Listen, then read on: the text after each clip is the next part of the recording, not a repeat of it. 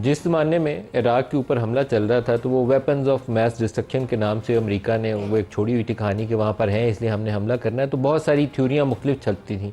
उसी ज़माने में वेस्टर्न मीडिया ने बहुत सारे आर्टिकल लिखे और उसके अंदर वो लिखते थे म्यूचुअली एश्योर्ड डिस्ट्रक्शन, MAD।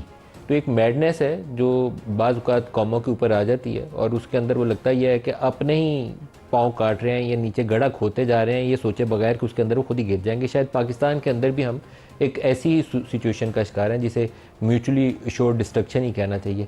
इसमें हमारे पॉलिटिकल लीडर्स हों, इस्टेब्लिशमेंट हो, जुडिशरी हो, सारों ने अपना अपना माजी या हाल के अंदर हिस्सा डाला है, तभी हम इस स्टेज पर पहुँचे हैं।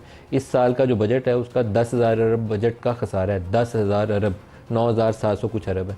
साल ख़त्म होगा तो ये 10,000 की बजाय 11,000 हो चुका होगा। क्या ये मुल्क सस्टेनेबल है? बिल्कुल नहीं है। आपको ये फ़िक्र होनी चाहिए कि हमने इकॉनमी कैसे चलानी है, इस मुल्क को, लोगों को रोज़गार कैसे देना है, ये महंगाई के ऊपर कैसे काबू पाना है। रुपया जो चंद साल 2-3 साल पहले 100 के ऊपर, 104 के ऊपर 3-4 साल मुसलसल टिका रहा था, वो 300 के करीब आके खड़ा है। तो कैसे इस मुल्क को बचाएंगे? जो सर्कुलर डेट है बिजली का, वही आपकी जान पे आया हुआ है। कैपेसिटी पेमेंट्स में आप 2,000 अरब से ज़्यादा दे रहे हैं। बाज़ कारखाने ऐसे हैं जिसको बगैर एक यूनिट ख़रीदे हुए हम कई सौ अरब साल का पे कर रहे हैं। तो कहाँ खड़े हैं आज? हमें ये सोच है कि नहीं है? मुझे लगता है कि ये सोच हमारे अंदर है ही नहीं है। हम एक दूसरे को नीचा दिखाने, काट खाने के लिए इतना तैयार बैठे हुए हैं कि मुल्क जाता है कहीं तो जाए, कोई फ़िक्र नहीं है हमें।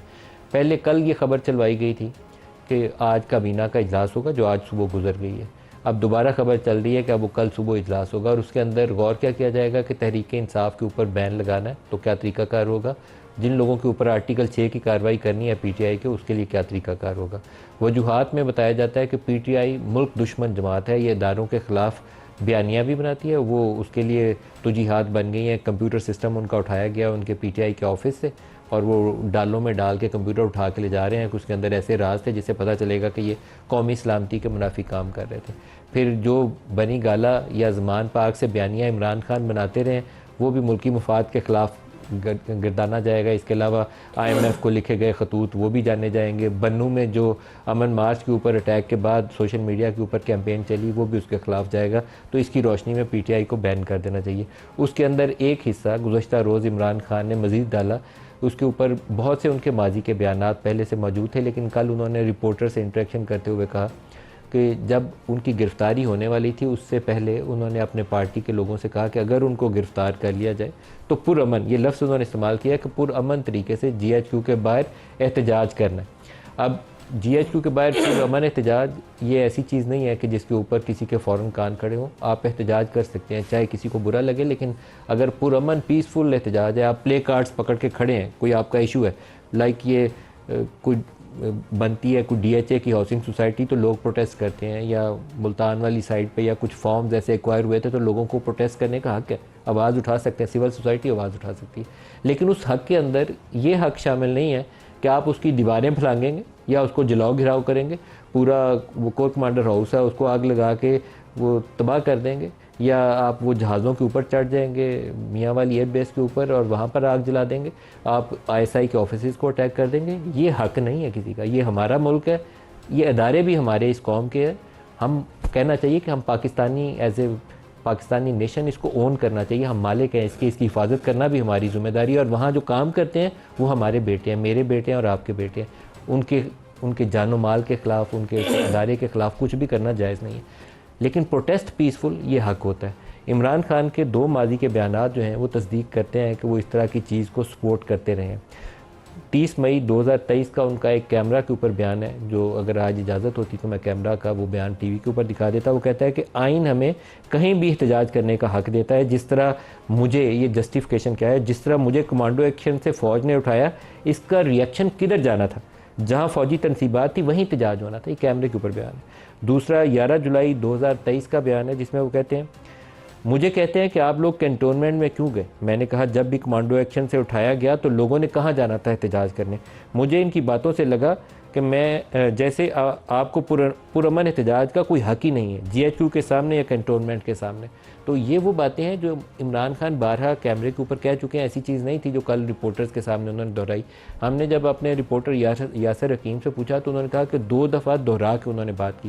पहले 1 दफ़ा कही फिर दोबारा वो कहने की कोशिश कर रहे थे तो बाबर अवान ने उनको रोकने की कोशिश की, लेकिन उन्होंने हाथ से उनको एक तरफ करके दोबारा कहा कि मैंने पुरअमन एहतजाज की बात की थी।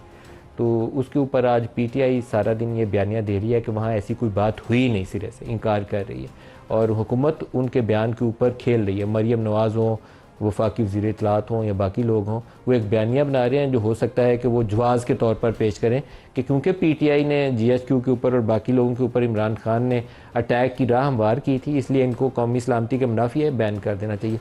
तो कहीं तवाज़ुन हमें हासिल करने की कोशिश करनी चाहिए, इस मुल्क को आग लगाने की कोशिश नहीं करनी चाहिए। मेरा सारों को मशवरा, इमरान समेत, इस्टेब्लिशमेंट समेत और मौजूदा हुकूमत जिनके मुझे लगता है कि हाथ में कुछ है ही नहीं है। मैंने वो रिपोर्टर्स जो कल वहाँ मौजूद थे उनको तो मैं उनकी ज़बानी भी सुन लूँ एक दफ़ा ताकि कोई कुताही रह ना जाए। कल यासिर हकीम ने हमें ज्वाइन किया था, तो अभी हमारे साथ ARY से बाबर मलिक साहब हैं, जियो न्यूज़ से शबीर डार साहब हैं और एक्सप्रेस न्यूज़ से इमरान असगर साहब हैं।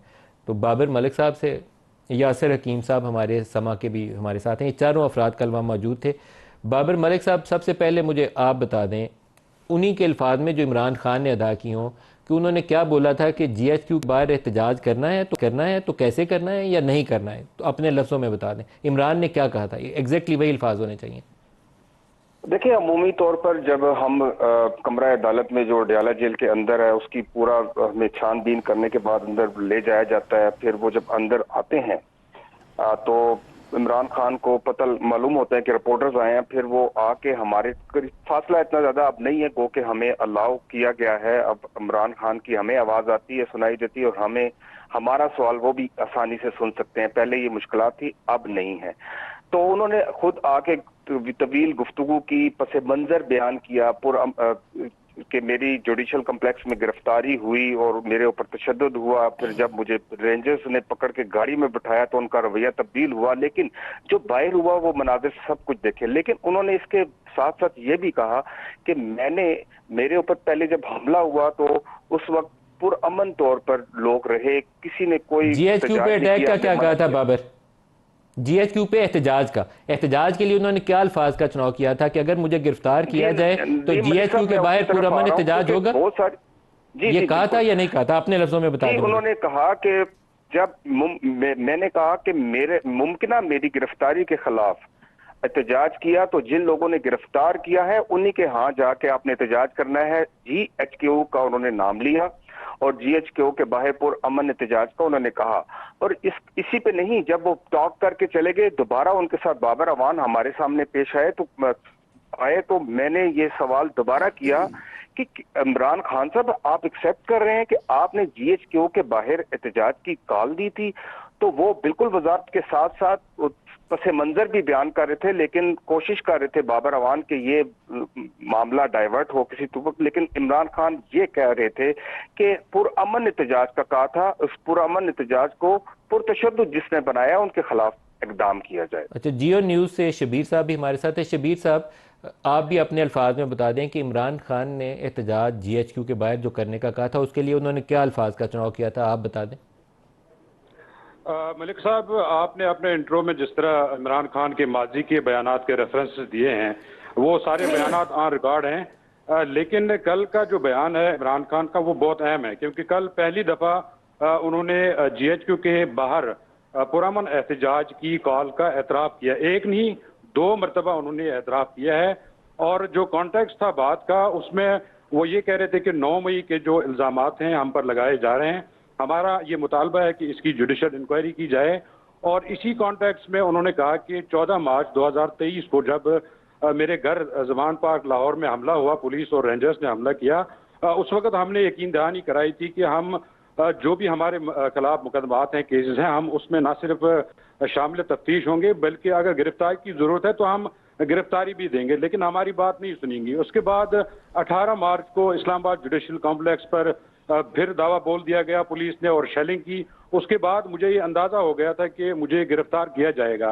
इसी कॉन्टेक्स्ट में उन्होंने कहा कि उसके बाद मैंने पार्टी को हिदायत दी थी कि अगर मुझे गिरफ्तार किया जाता है तो GHQ के बाहर आपने पुरअमन एहतजाज करना है, पुरअमन एहतजाज करना है। इमरान असगर साहब, आप भी अपने अल्फाज में मुझे बता दें कि इमरान खान ने GHQ के बाहर पुरअमन एहतजाज के हवाले से क्या अल्फाज और क्या जुमले इस्तेमाल किए। जी नहीं जी, बिल्कुल नदीम मलिक साहब, जिस तरह दीगर साथियों ने आपको बताया, हम अक्टूबर से अडाला जेल को कवर कर रहे हैं। इमरान खान ने कल 3 दफा ये इतराफ किया, ये साथी जितने बैठे हैं वो इस चीज को एंडोर्स करेंगे। पैटर्न ये है कि वो पहले आके खिताब करते हैं, फिर हम क्वेश्चन करते हैं और उसके बाद वो आंसर देते हैं। जब वो हमसे खिताब कर रहे थे, उन्होंने बड़ा क्लियर कहा कि मैंने ये कह दिया था 9 मई के साने से पहले कि अगर मुझे गिरफ्तार किया जाता है तो मेरी पार्टी के कारकुनान जो है और अमन तौर पर GHQ के सामने एहतजाज करेंगे। ये जब बयान कह के वो चले गए तो थोड़ी देर बाद उनको एहसास हुआ कि शायद ये बात आगे चली गई है। फिर बाबर अवान आए, उन्होंने इसको ट्विस्ट करने की कोशिश की, बीइंग अ लायर। वो दलाइल दे रहे थे, लेकिन इसी दौरान इमरान खान वापिस आए।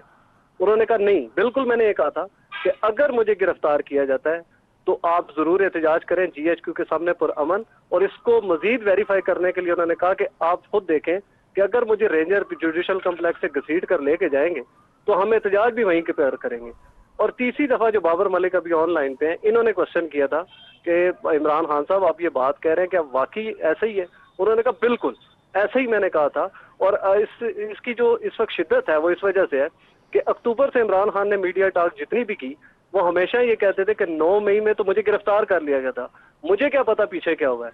लेकिन कल की जो मीडिया टॉक थी उसमें उन्होंने बड़ा वाजे कहा कि मैंने बिल्कुल ये कहा था कि यासिर अगर हकीम मुझे गिरफ्तार साहब, किया जाए। आपने हमें कल भी ये खबर तो दे दी थी, लेकिन आज क्योंकि आपके साथी सारे जो अडयाला में रिपोर्टिंग कर रहे होते हैं वो मौजूद हैं, तो दोबारा एक दफ़ा दोहरा दें, इमरान खान के अल्फाज का चुनाव क्या था?